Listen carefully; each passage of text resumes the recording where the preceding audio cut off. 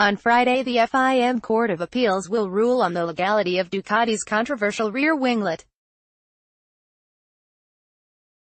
And, whatever is decided, relations between MotoGP's manufacturers will be strained, writes Oriol Puigdemont. As is always the case in this kind of situation, the conflict that has cast doubt on Andrea Dovizioso's Qatar Grand Prix victory has two possible interpretations.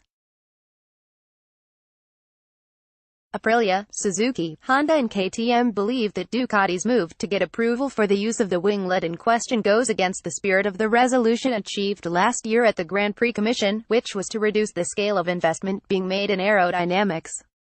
But any intention of preventing costs from spiraling out of control must be reflected by the rules, which sets specific limits and can be applied without having to start wind tunnel testing of different bikes. The 2019 FIM technical regulations ban devices are shapes protruding from the fairing or bodywork and not integrated in the body streamlining, e.g. wings, fins, bulges, etc., that may provide an aerodynamic effect, e.g. providing downforce, disrupting aerodynamic wake, etc., but this did not prevent Ducati's general manager Gigi Dall'Igna from finding a loophole. Dall'Igna and his colleagues are used to challenging conventional wisdom when it comes to technical matters in MotoGP. In their view, if there is not an empiric way to demonstrate the legality of the winglet in the regulations, the complaint lodged in Qatar isn't justified. The confrontation between Ducati and the four factories that protested its Qatar win could mark a turning point in relations between the manufacturers that make up the MSMA, the association that links them and that in 2018 named Ducati CEO Claudio Domenicali its president.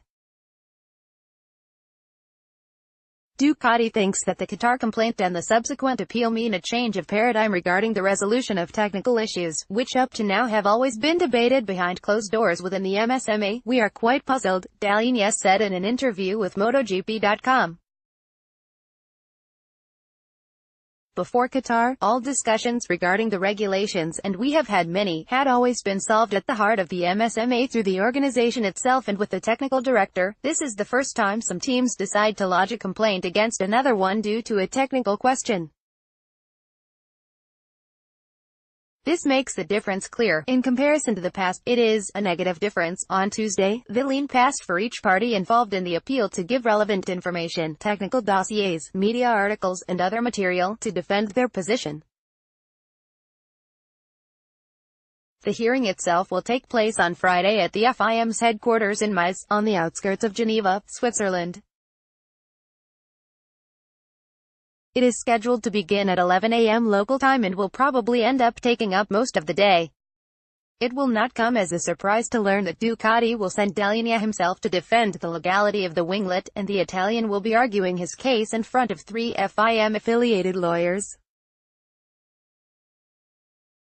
Representing the other side of the argument will be new Aprilia Racing CEO Massimo Rivola, the main driving force behind the Qatar protest.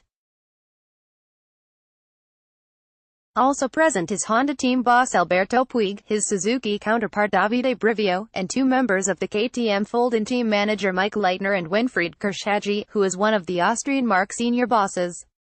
Although there is a chance that the verdict will come on Friday, that is not certain, but the final judgment will be known before the start of track action in Argentina next weekend.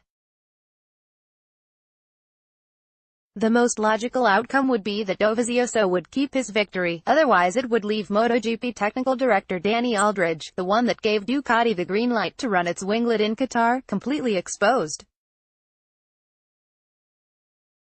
It would not be a surprise to see a proposal coming out of Geneva to change MotoGP's technical regulations regarding aerodynamics that could be applied as early as this season if it is approved by the Grand Prix Commission. In any case, the